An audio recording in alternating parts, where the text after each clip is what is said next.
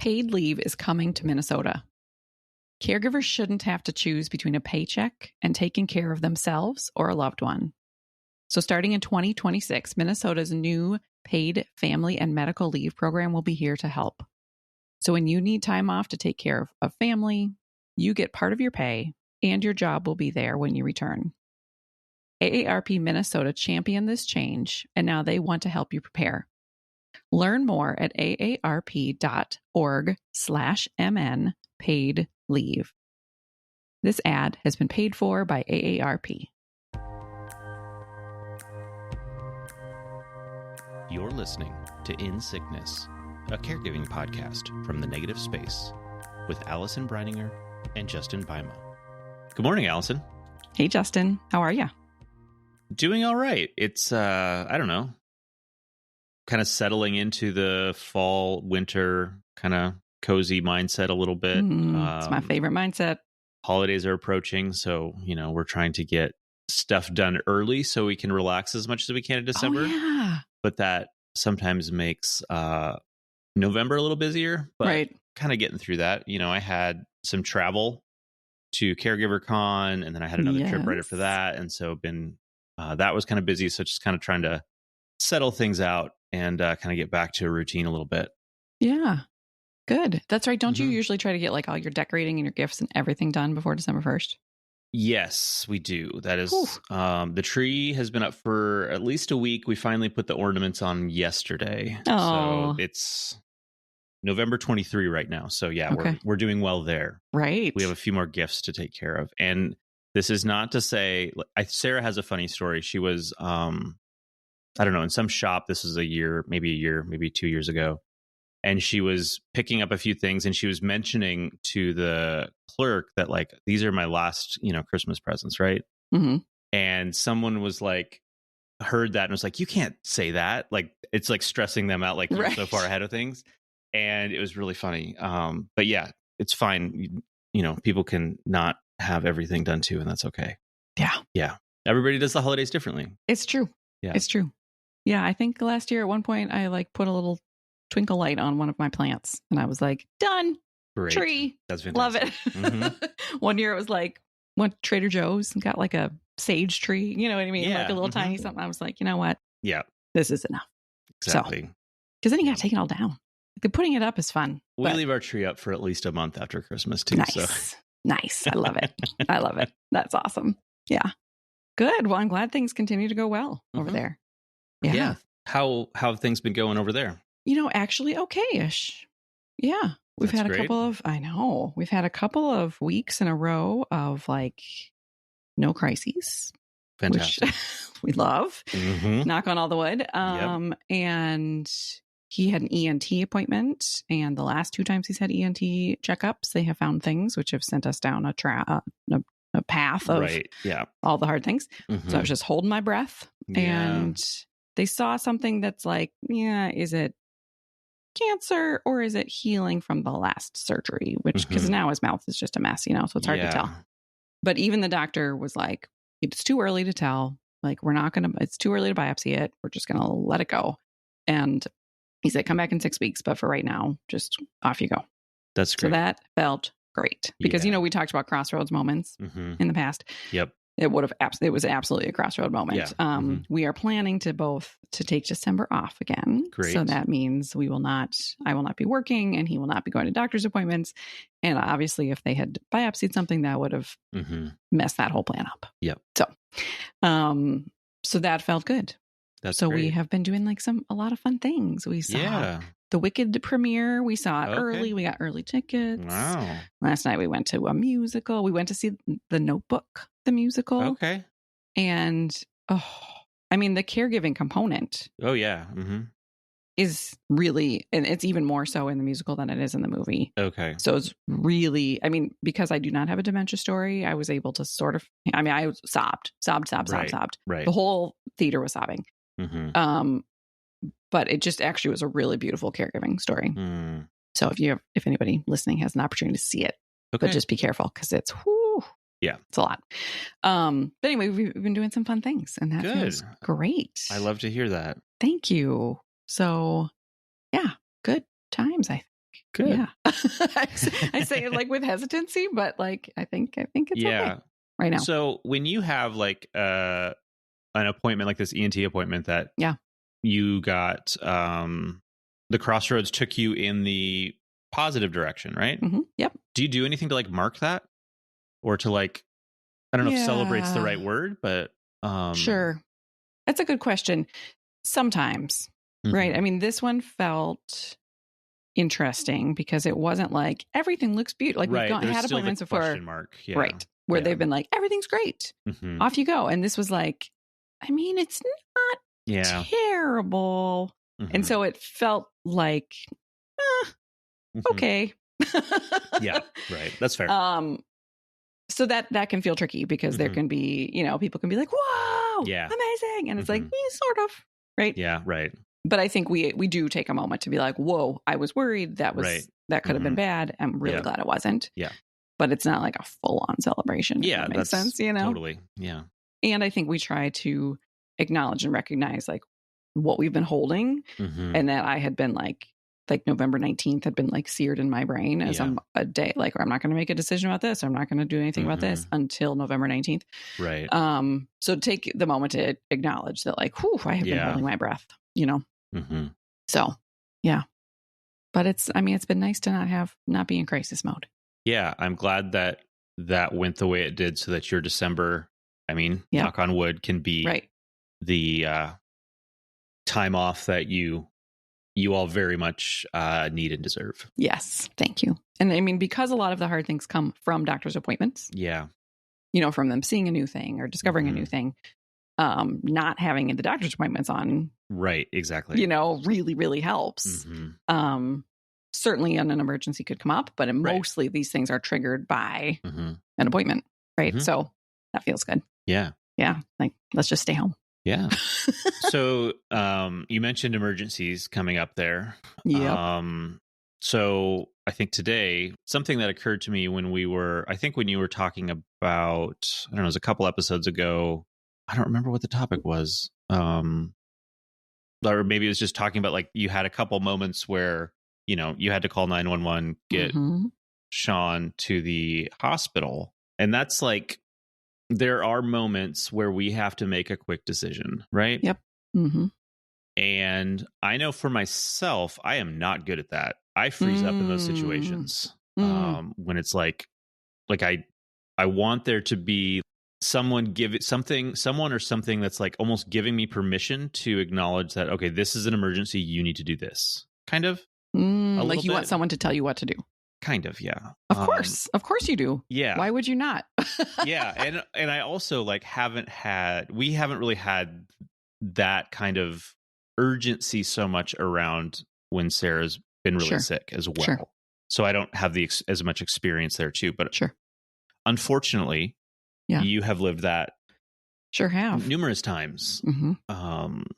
So what has that been like for you? Is it something that, like, from how you're wired, you're good in those situations? Was it something that, it's horrible regardless every time, I'm sure. Yes. But like, how do you respond in those times? Like, how do you do there? Yeah. I think that and again, that's a good question about like, is it the way I'm wired? Yeah. Is it the practice that I've had? What is it? And, it's hard. I think that I go into go mode, right? I think that the emotions are sort of like, shoop, off you go. And like, I'm in it. Like, this is not caregiving related, but like a couple Christmases ago, my mom and Maya and I were in a car accident on the highway. And I was the one that I was like, I called 911 and I was like, we are on eastbound highway 94 at exit 50 to do, I was just like, boom. And my mom later was like, how did you do? Like, what just, like, you pulled it together. You said eastbound 94, like, but it was just sort of like, I'm on, here we go. It's happening. Right.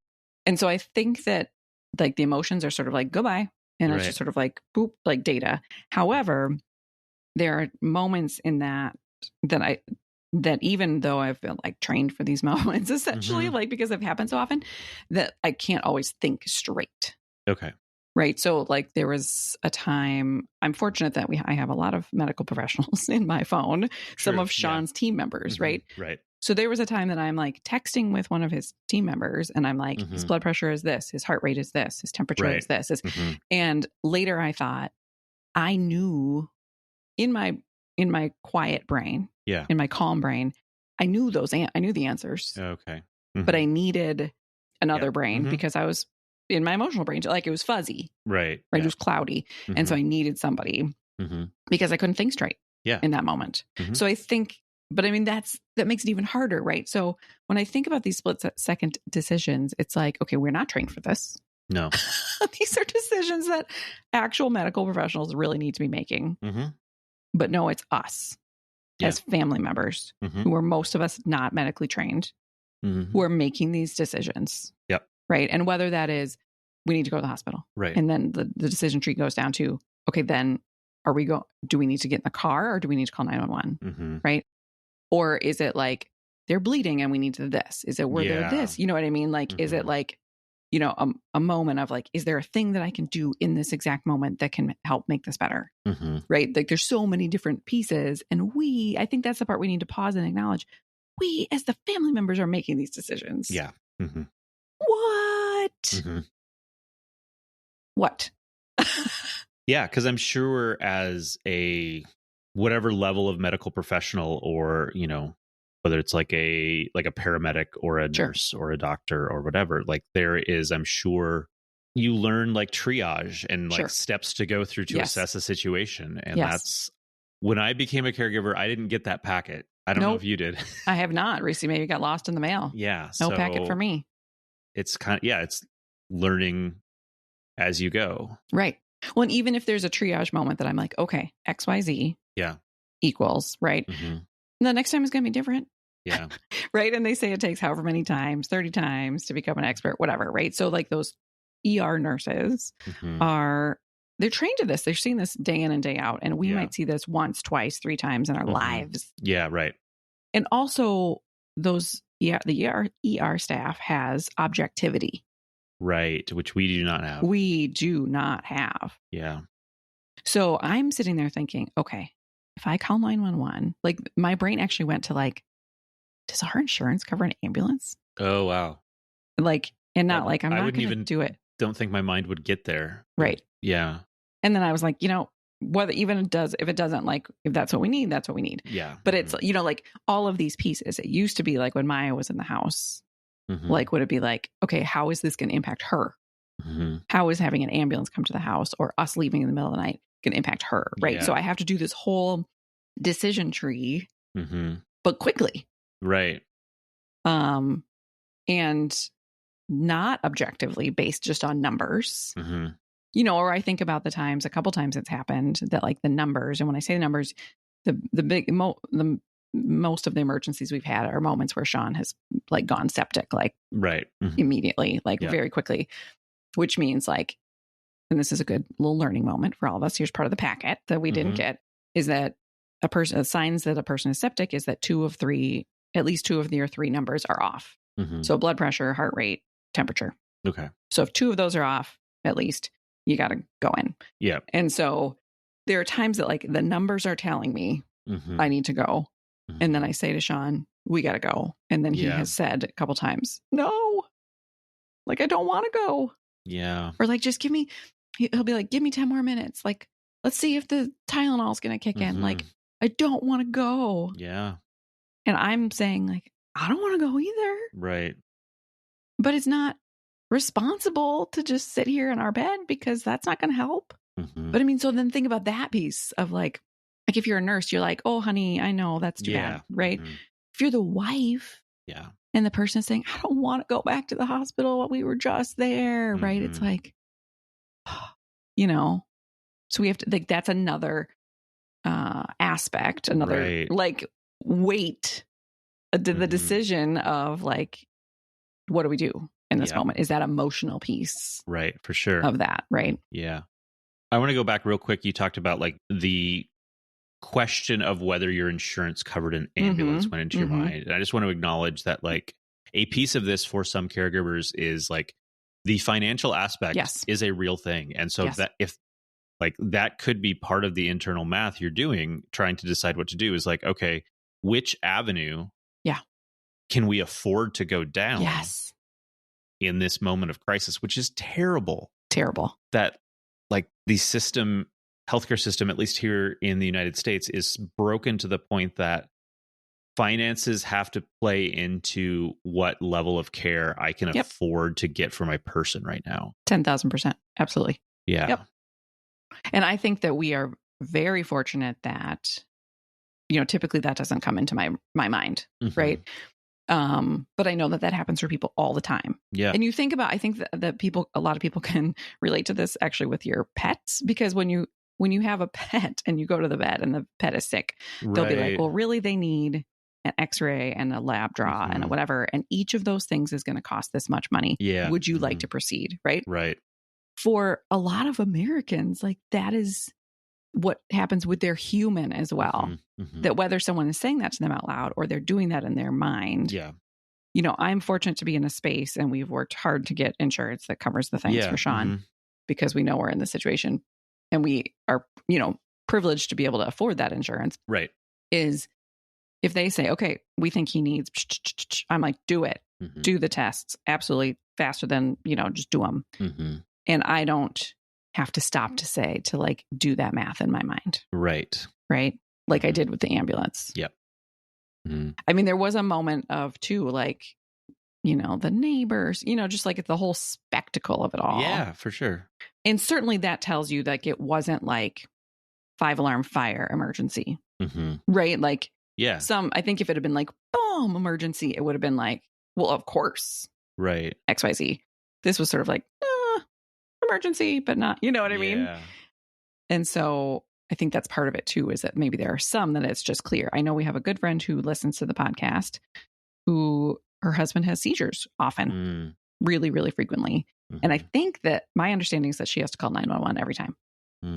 And so I think for them it's, and I don't say it's lesser in any way, because I can't imagine, but like there's like a protocol. Right. Okay, he has a seizure. We call this number. They come and do this. Right. Yeah. And so that's part of that piece, is that it's more of like, this is what we do, which is highly traumatic, right? Yes. I think a different piece is like when a new thing happens and then you're like, I have to make this decision. And often I like the caregiver has to make the decision because like maybe their person's unconscious or their person's not well or their person's, like sometimes Sean and I will have that. I'm like, do you think that we should take an ambulance? And, he's not in a great Yeah, for sure. But sometimes it's like, I need a helper. I need like a co-decision maker. Yeah, here. Exactly. Then that's something like for me in these moments, like I need to kind of talk it through with someone. I think in like a on the spot, quick decision kind of thing. Sure. Because I mean, this like even in like, other areas of my life, like work, whatever, like if I work better kind of being able to kind of like spend a little time talking through, okay, what's the right decision here? What's the right thing? And often, I'll think, okay, this is what we should do on my initially. And then I think it through and like, well, actually we should probably do that. And so like, I don't, and maybe that's some practice, maybe not, but I definitely having someone else to kind of bounce the ideas off. And again, almost like, I'd love it if they made the decision. Sure. Of course. Of course you would. Right. Like, if something had happened when Sarah was bedbound, like there were times she couldn't really even talk. Like we had like hand signals kind of that she developed. And like, you're there, you're alone. And you're like, this person, what I decide here is going to have a big impact. Right. And that's a lot to hold. Yeah. I think another piece for me is that I would worry that I will call 911, the ambulance will come, whatever, and it will be not that serious. And I will feel like I overreacted, that people will be like, question why I made that decision. Yep. There's self-doubt around that. And I guess when you are dealing with human life, err on the side of being cautious. And that's okay, 100%. Right. Yeah. No, I totally hear that, because the first, we had 2 ambulance rides in like within a week. Mm-hmm. And the first one, it was because he was in such severe pain that I was wondering, like, does that mean, is he having like an aneurysm? Like, what is happening? Mm-hmm. And they came and they, put him in the ambulance, and we followed the ambulance, and then we got there, and I was like, what'd you do? What'd you do in the ambulance? And they're like, we couldn't do anything. They're like, we can't give a person pain meds. Yeah, right. We can't. And so I was like, you did nothing? They're like, well, no. And then I had this moment of like, well, I could have driven him, right? But I think the difference though was that, like, okay, if they were able to check a number of things, and if an emergency had happened, he was in the right space. Yeah. Right. And if I had been driving him in the car, right, the whole time I would have been like, is he having, is this, what's happening? Right. And you're distracted at that point, trying to drive to the, of course, hospital. Right. And so, and it's faster, all of the things. Right. And so, and my mom, on the last episode, we talked about that, right? She and I she drove and I was there, and we were following the ambulance, and I just kept saying, well, okay, they don't have their lights on. They don't have their sirens on. Like, that's a good sign. Okay. Yeah. And if at any point they turn their lights and sirens on, like, I'm going to lose my mind. Right. Because that will mean something is going on in there. Right. So there was a moment later when I was like, oh, you guys did like nothing. Like, and then we all checked in, like they walked up to the front desk and were like, we got this guy. I was like, I could have done that. Right. But it's like, well, yes, it was the right decision, because it might not have gone that way. Yeah. And we didn't know. You didn't know. But again, if I'm going to get a $10,000 bill for that, then I might be like, that's really going to be playing through your mind the next time you're in a situation like that. Right. Right. Yeah. Yeah. And even in another split second decision in that one is that they were like, do you want to, which of you, because my mom was there, do you want to come in, which of you is coming in the ambulance? And on the previous time he had been in the ambulance, they had said like, no, you can't come. Okay. So I just didn't even think that was an option. So when they said that, I was like, no. And I, fortunately, in that moment, my brain was being protective of myself. Right.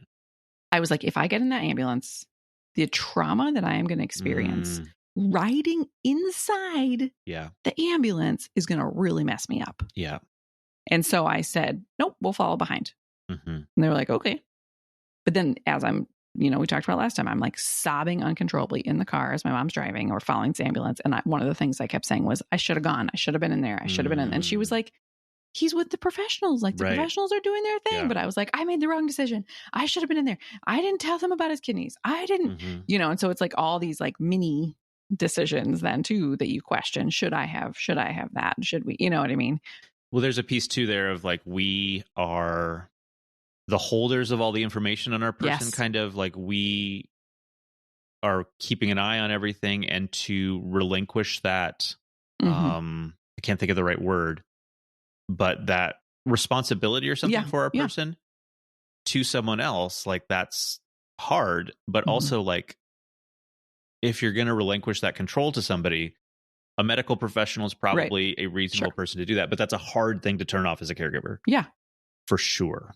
Well, and she was able to say, he's awake and he's talking and he can tell them these things, but I think that we're, as caregivers, we want to do our best. Right. And we want to like, is there something more I could have done? Should I have noticed? Should I have this? Should I have that? Right. And so that, all those like split second decisions, and then we can question them afterwards, or, sort of post-mortem thing of like, how did that go? And should I have next time? And, which isn't necessarily, I mean, I suppose it could be helpful as thinking about like there's one of the things that I have done since then is that, every time he goes to the doctor, they hand him like a packet afterwards and it has his med list. Right. Yep. And usually we just like get rid of it. But I would now keep a list. Yeah. Right there, because the ambulance people were asking for it. Yep.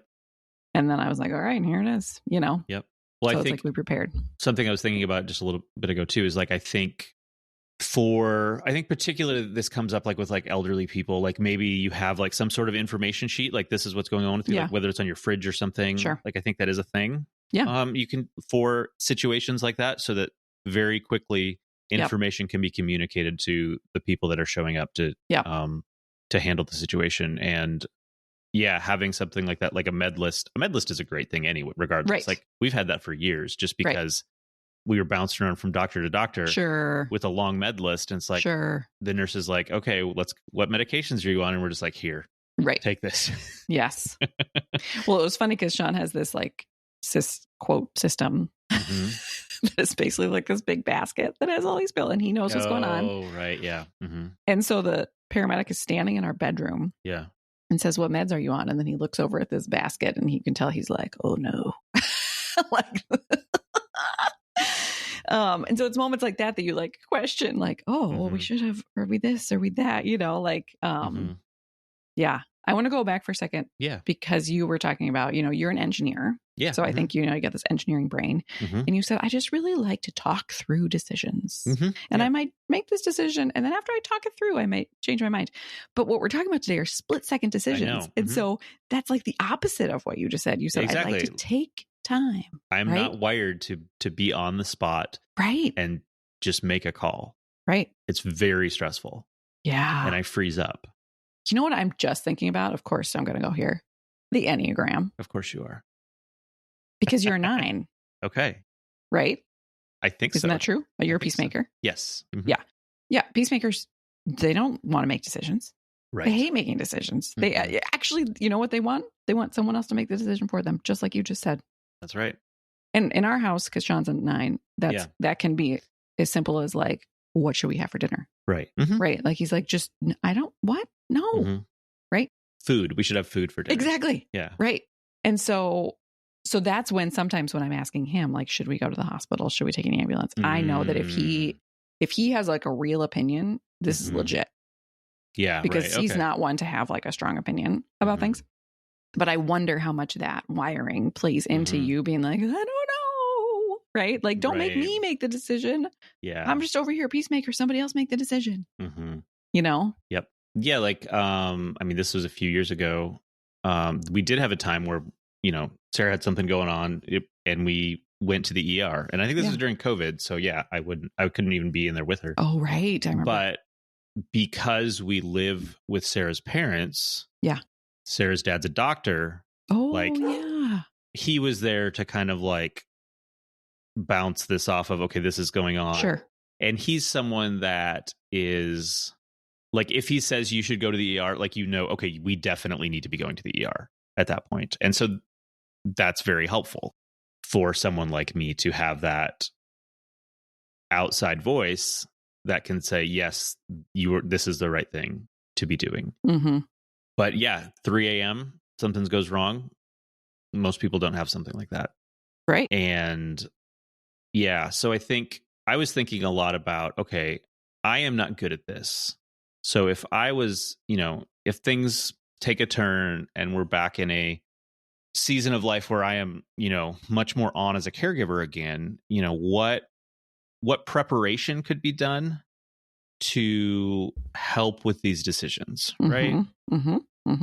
And so I think one, like, if it's as much as you can, like having a conversation with your person related to their thoughts on the matter, like kind of have these discussions early. Sure. In a calm moment. In a calm moment. When you're both in your thinking brain. Yeah. To kind of, and maybe it is coming up with some, and this is not going to cover every situation, but like, okay, here's some parameters that like, okay, if this, do it. Because if there's like a plan and it's like, okay, I need to be on and go through this step by step list, I can do that. I can do that. And maybe it's also having some conversations with your medical team. Yeah. You know, you come out of a surgery and you're being discharged and you're like, okay, ask the question, you know, what things would indicate that we need to get back to the hospital? And talk to your team about those kind of things, like related to, you know, the illness that your person has. Okay, what are the ways that this could become serious? What should we be watching for? And in those calm moments, kind of do that preparation. And that's, you know, that's scary to put yourself in that place, to think that maybe that's something that could happen. And maybe that isn't, I mean, that's not a fun thing to think through. Sure. But for me, if there was a moment where then I needed that and I knew that, okay, the criteria is there, like, let's go. Yes. And I think too, understanding a little bit around like, certainly, there's levels of what you need to do in a moment. Like if it's 3 a.m., you're more limited. Like the ER is probably your only option, but you have, are we driving? Is an ambulance coming? If it's during the day, you may have an urgent care. You can, maybe there's a nurse line you can call to get some information. Some doctors, they'll have an after hours, like on call person. Yep. Where you can call an answering service. They'll take the message. They'll contact who's ever on call and you'll get a call back in, 15 minutes. And so there is other things too, to be aware of, I think. And depending on the severity, knowing what kind of where you need to escalate it to. Yeah. But thinking through that ahead of time would help people like me a lot. Yeah. Well, when you said the word criteria, I was like, oh, I bet that criteria list would make you so happy. Yeah. Right. And also, I think for you, potentially, tell me if I'm wrong, would like to have it be co-signed, essentially, right? Yeah. To have like, if you and Sarah in a calm moment say, okay, if this thing happens, and have Sarah say, yep, I agree. I feel like that would make your heart be like, okay. Exactly. So that in the moment, you're like, I got my list and I know that Sarah approves and like, boom, here I go. Yep. Right. Yes. I love, I mean, so true. And I think that there are some things that we can do, especially for chronic caregivers like us, that we can say like this kind of thing might happen again. Like me saying, I've got the med list printed now and it's in this space and right. Or, I still actually haven't done this because I'm actually scared to look, but I could look to see, does the ambulance, is it covered? Like all those different things. But I think there's some scenarios that we could prepare for, right? Just so that we are a little bit more prepared if we're in situations where we know that like maybe that would help. But I found these 2 different quotes that I want to see if they're helpful to us. One says, anxiety tells you that control equals safety, but no amount of worrying, planning, or reassurance seeking can create true safety. Real safety doesn't come from controlling everything. It comes from trusting yourself to handle whatever happens, even when you can't predict it. And so I think the interesting thing in that quote is like, can we trust ourselves? Can I say, I am the expert on Sean Branninger and I'm going to trust myself. I'm not going to trust myself and then therefore not prepare. Right. I think we can do both, but I'm going to put trust in myself and say, Allison, nobody knows him and his health better than you. Yeah. And that you are going to make the best decision you can in this moment. And you're going to trust that can happen and you're going to prepare for it. And you can trust that the best decision, you did your best in that moment. How does that, I feel like that doesn't feel so good to you. My gut reaction right off the bat is like, I don't trust myself in that moment. Yeah. Right. And I think I should more than I do. Because again, like I have the lived experience of witnessing Sarah's health throughout all of this. I know when things look like this, things are not good. So yeah, there's probably some unpacking or some work to do to kind of figure out what's going on there. I mean, but that's my initial reaction is like, okay, that's nice to say. Sure. But yeah. Well, I think it's this combination, right? So it's not like I'm just going to trust myself and therefore I'm not going to plan. Right. Right. Yeah. Right. But we also have to know that we can plan until we're blue in the face. Right. And at the end of the day, some of it is like the innate, like our ability to know our person. And we might look at that criteria checklist that we came up with and be like, this situation was not listed. We can't plan for everything. We cannot plan for everything, unfortunately, because I would like to try. And so, but to know that like, I've done both. I feel like it's like a yes and. It's like, I've prepared in the ways I can. And I'm going to trust that I have within me the ability or the background or like the knowing of this human or the whatever to fill in the gaps as needed. And I think then the other part of that is the grace to to say like, I did my best in that moment. 100%. Yeah. I did my best. Yep. And there might be a moment where like, oh, I didn't call an ambulance and maybe I should have. Exactly. Now I know. And to give ourselves the grace to be like, we are put into ridiculous situations, and we are doing our best. And if we make a decision that maybe wasn't the best in the moment, it's going to happen. Yeah. We are doing our best. We're human. We're human. Yeah. And like the medical professionals probably make decisions all the time that were not the best decisions, and they have degrees in this. Right. Yeah. Right. And they are objective. They're not seeing because that's the other thing is like in these moments, we are witnessing our favorite person suffering.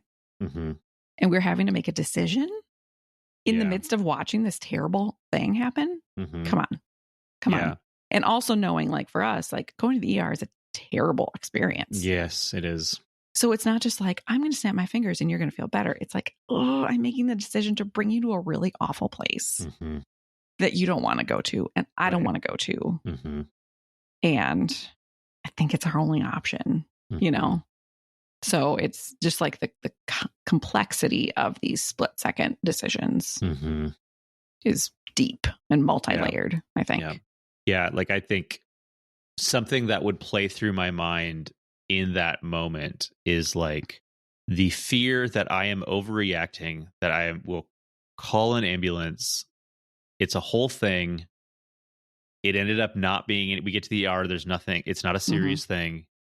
And I don't know, like feeling embarrassed that like I ratcheted things up so intensely for something, and like, I don't know, that people will hear that and be like, well, why did you do that? Yeah. Right. But again, we're doing the best we can in that moment. And we're always going to err on the side of caution. Right. Like, that's the responsible thing to do. Right. And also, I don't know, I think that we can have a sense, and I think this applies to a lot of different things, but that ambulances are for people when serious stuff is happening, right? Yeah. And I think there can be a, like, that's not us. Like, they're for other people, real emergencies. Oh, there can be you're not saying that for real. You're saying. Yes, I'm saying that. Not saying you're saying that. Real. You're saying that there's a that's sense. Like an internal perception. Sure, and that's like, sure. That is a system that exists for you and everybody. Yeah. Like, it is there for this purpose. Right. Like, use it. Yeah. Right? Right.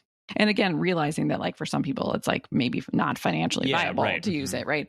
But you're right. I think, and I want to learn more about this because I know that I think it was when my sister-in-law was pregnant and she got really sick. And I feel like they called an ambulance and the paramedics just came into the house and did some support of her in the house. Okay. Yeah. And then left. Right. And I'm always like, how can is that a thing? Yeah, right. Can we be like, don't actually take us to the ER. Just come here and help. Right. And I know it's all different situations, but I know that, there's lots of people that call ambulances all the time because if a person falls, right, they call the ambulance and the firefighters or whatever come and pick them up.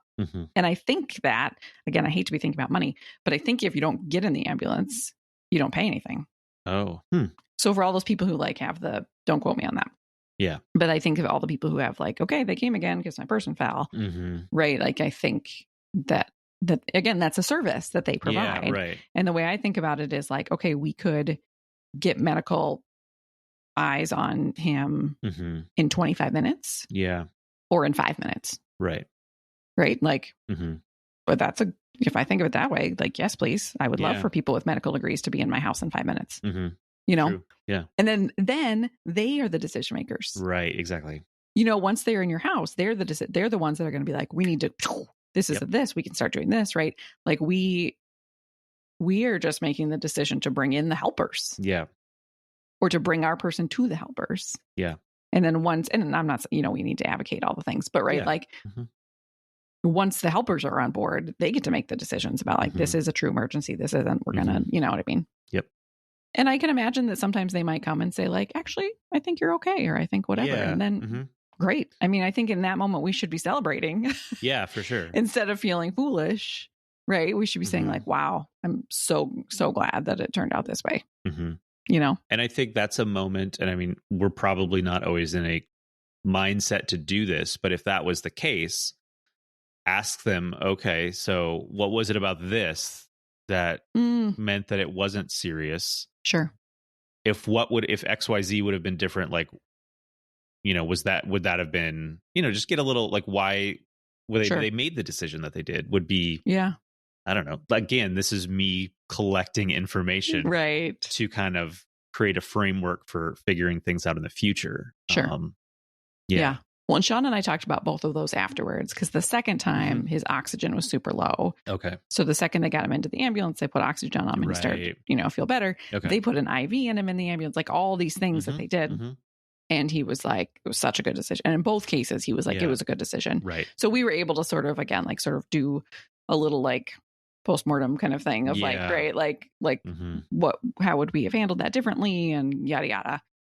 But yeah, I think that this, if we can set it up that it's like, okay, what can we do? Like what, we can't prepare for all the things, right? Right. Yep. But what can we prepare for beforehand? Yep. Have conversations and stuff, like with our person. Yep. In trust that then in the moment, we're just going to do our best. We're going to use the systems that we have available to us. Yep. And then give ourselves grace afterwards if for whatever happened. And I just want to say that I wish that we all were not in these positions as often as we are. And just acknowledge how hard that is. And then other people might have to make it, we all make life split decisions. Oh, should I try? Right. But like, these are sometimes literal life and death decisions that we non-medical professionals are making. Yeah. And good night. That's a lot of pressure on ourselves. And so I just want to sort of say, like, I see you caregivers, like, it's a lot. It's a lot that's on our shoulders, Yeah. Yeah. Couple things that a couple other thoughts. One, I'm just thinking, if you are caring for an aging parent and you don't live with them, maybe you live hours away, sure, how this fits into that, because you can't be there, sure, to make a call like that. And yet, maybe you get a call from them that like, hey, I'm feeling this, like, what should we do? And knowing that you're going to send maybe an ambulance there and you're not there. Right. Or setting up the means for them to summon help.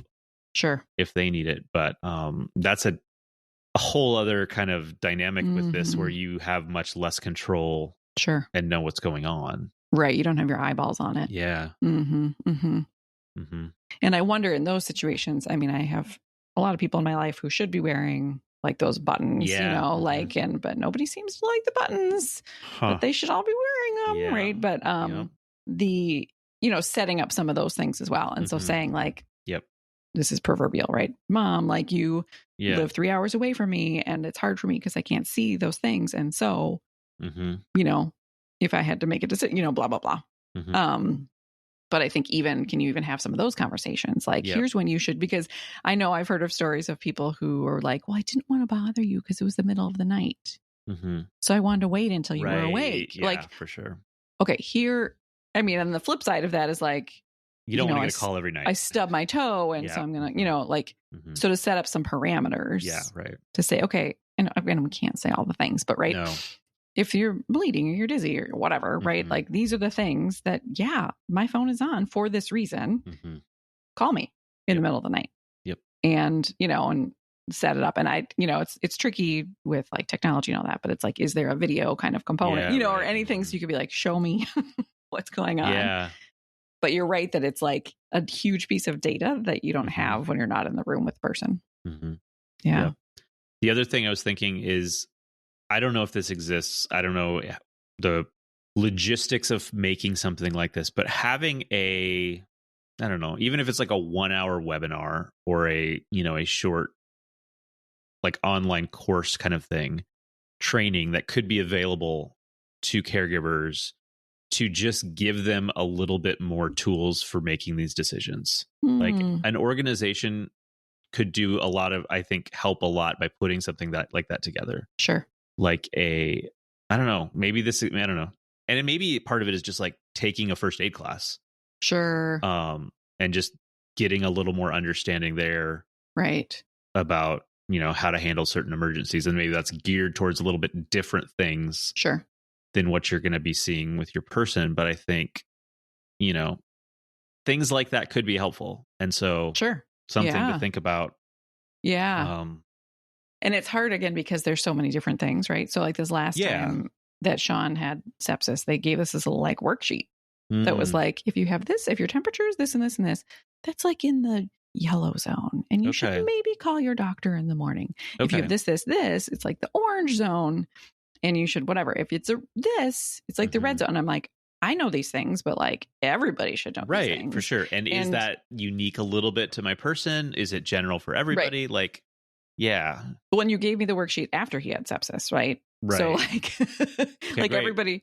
Where was it? Because if we were regular people. Yeah, right. I'd be like, oh, you have a fever. That's too bad. Go to sleep. And I wouldn't know all the other things, right? And so yeah, I think there are some maybe basic things that like we could be ready for and trained for. And also, can I just say, I wish we didn't have to. 100%. I wish we didn't have to go take an extra first aid class and I'm not saying that caregivers, you need to go find a course and do that. Like, I'm not giving you something else to do.